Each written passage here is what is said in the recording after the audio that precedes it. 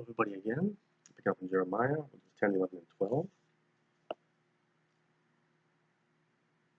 Hear what the Lord says to you, people of Israel, speaking to Jeremiah. This is what the Lord says.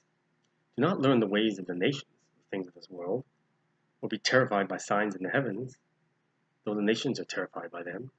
If you truly believe and follow the Lord, you ain't got nothing to worry about. He'll take care of you. Those who don't believe, they will be terrified. And many are now already. The practices of the peoples are worthless. They cut a tree out of the forest, and the craftsman shapes it with his chisel. They adorn it with silver and gold. They fasten it with hammer and nails, so it will not totter. Like a scarecrow in a cucumber field, their idols cannot speak.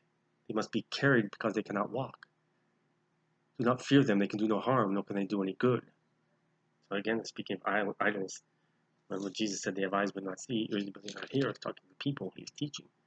That's referencing multiple places in Psalms, a couple places. And here again in Jeremiah and others parts of the Old Testament. It mentions about that. People follow that stuff. Wrong thing to be following. No one is like you, Lord. Again, God created us in his image. His light, not as we look now. So we want God to look how we want him to look. That's what all these religions are for. That's what we follow, adhere to our specific perception of God. We create God how we want him to be, and that's what we stick to on the individual and a larger scale, instead of seeking the truth of him. No one is like you, Lord. You are great, and your name is mighty in power. Who should not fear you, King of the nations? This is your due. Among all the wise leaders of the nations, and in all their kingdoms, there is no one like you. No one in this world is like him. They are all senseless and foolish. They are taught by worthless wooden idols and flesh idols.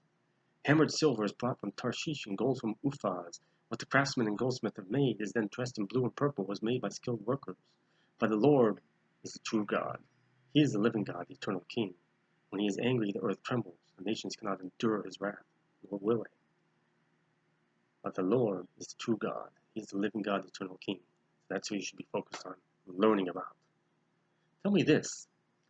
These gods who did not make the heavens and the earth will perish from the earth. Well, tell them this, he says to Jeremiah. These gods who they worship, these idols, who did not make the heavens and the earth, will perish from the earth and from under the heavens. All things will perish. But God made the earth by his power. He founded the world by his wisdom. He stretched out the heavens by his understanding. When he thunders, the waters in the heavens roar. He makes clouds rise from the ends of the earth. He sends lightning with the rain and brings out the wind from his storehouses. Everyone is senseless and without knowledge. Every goldsmith is shamed by his idols. The images he makes are a fraud. They have no breath in them. They are worthless, the objects of mockery. When their judgment comes, they will perish. He who is the portion of Jacob is not like these, for he is the maker of all things. Sorry about that. Nobody at the door. Where was I? Pick back up. Everyone is senseless and without knowledge. Every goldsmith is shamed by his idols. The images he makes are a fraud. They have no breath in them. They are worthless, the objects of mockery. When the judgment comes, they will perish. He who is the portion of Jacob is not like these, for he is the maker of all things. He who is the portion of Jacob, which is God, is not like these. He is the maker of all things, including Israel, people of his inheritance. The Lord Almighty is his name, and Israel being all his true followers now.